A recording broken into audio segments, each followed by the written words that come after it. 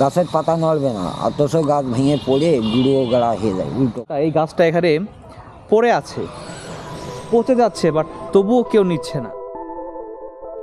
সুইতলা নামে পরিচিত 11 একর জমির উপরে 315 বছর আগে একটি কূপের পার হতে জন্ম নেয়া এশিয়ার সর্ববৃহৎ বটবৃক্ষ, যেটি দেখতে ভিড় জমাচ্ছেন দেশি বিদেশি পর্যটকবৃন্দ।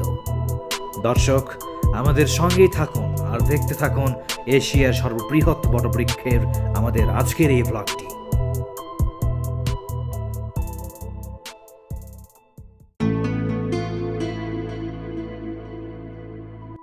ঝিনাইদহের কালীগঞ্জ উপজেলায় মালিঘাট ইউনিয়নে বেথুলি মৌজায় এই বটগাছের অবস্থান।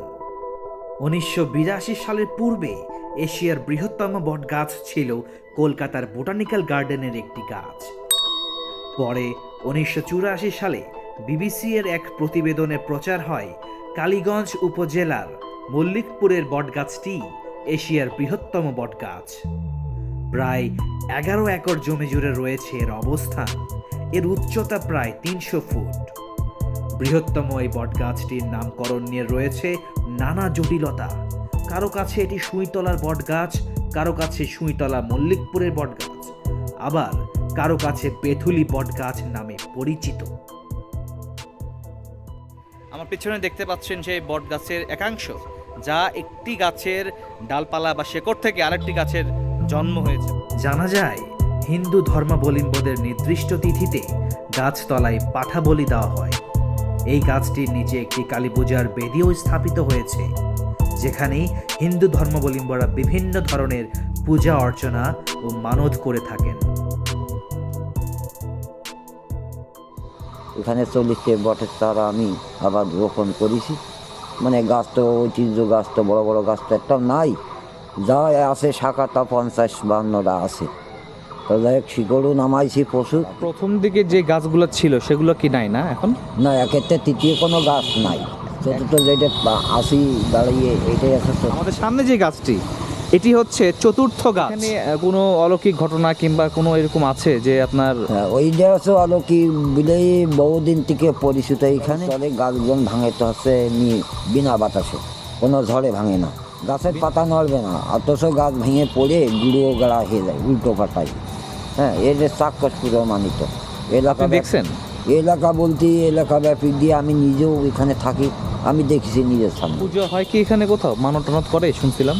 মান্যত করে, ওই মুক্ত বাণিজ্য, যদি কারো মুক্ত বাণিজ্য হয় তারা ওই উলু দেয়, ছিন্নি দিয়ে যায়। কোন জায়গায় সেটা দেখাবেন? সেটা হচ্ছে মাঝখানে। ও চলেন। হ্যাঁ, এই জায়গায় যে এসে উলু দেয়, তাছাড়া কোনো অনুষ্ঠান হয় না। কোনো অনুষ্ঠান বলতে কোনো কিছু নাই এখানে। দেখছেন দর্শক আপনারা, এখানে মূলত পূজা পার্বণ হয়ে থাকে কিংবা মানত করা হয়ে থাকে। হিন্দু ধর্মাবলম্বীদের যারা আছেন তারা এখানে আসেন। জায়গাটা কত বছর পুরাতন হবে? এই জায়গাটা মনে করেন পদ্মাদার আমল থেকে যা শুনে আসতেছি, মনে হয় রাজার আমলের জায়গা। 300 বছর। 300-এর উপরে। মেন গাছ কি এখানে ছিল? হ্যাঁ হ্যাঁ হ্যাঁ। আর কুয়াটা কই ছিল, যে কুয়ার গোড়া থেকে গাছটা ছিল? ওখান থেকে এসেছে এই জায়গা।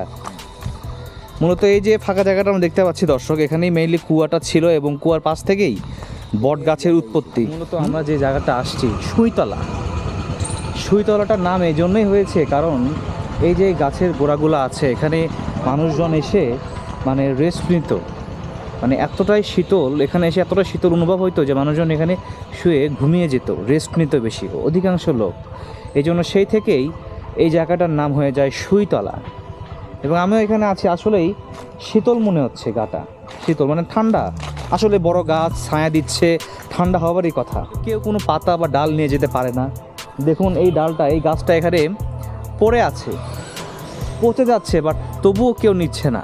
তার মানে অবশ্যই কিন্তু এখানে আছে, বাট এখানে কেউ সেটা বলতে চাচ্ছে না। যেটাই হোক, এখানে যিনি দেখাশোনা করছেন উনি এটাও জানাইলেন যে উনি যখন ওনার ছোটোবেলায় এখানে উনি ছিলেন, তখন এক গাছ থেকে এক গাছে উনি ডালে করে যেতেন, মাটিতে নামার প্রয়োজনই ছিল না। তার মানে চিন্তা করুন, এটা আরও কত বিস্তর ছিল এই জায়গাটা। ধীরে ধীরে জায়গাটা এখন গাছ শূন্য হয়ে পড়ছে। এশিয়ার সবচেয়ে বড় বটবৃক্ষ এটা দেখাতেই আজকে আমরা এখানে আসছি, আপনাদেরকে দেখালাম। আশা করছি আপনারা দেখেছেন এবং অনেক ভালো লেগেছে। যদি ভালো লেগে থাকে তাহলে অবশ্যই আমাদের চ্যানেলটিকে সাবস্ক্রাইব করবেন, ভিডিওগুলোকে লাইক করবেন, কমেন্টস করবেন, বেশি বেশি করে শেয়ার করবেন, যাতে এইরকম আরও ঐতিহাসিক কিছু, পুরাতন কিছু যাতে সবাই আমাদের মাধ্যমে আপনাদের দ্বারা দেখতে পারে। দর্শক, আজ এ পর্যন্তই। আশা রাখছি ভিডিওটা অনেক অনেক ভালো লেগেছে। আর দেরি করব না, দেখা হবে আগামী পর্বে। আল্লাহ হাফেজ।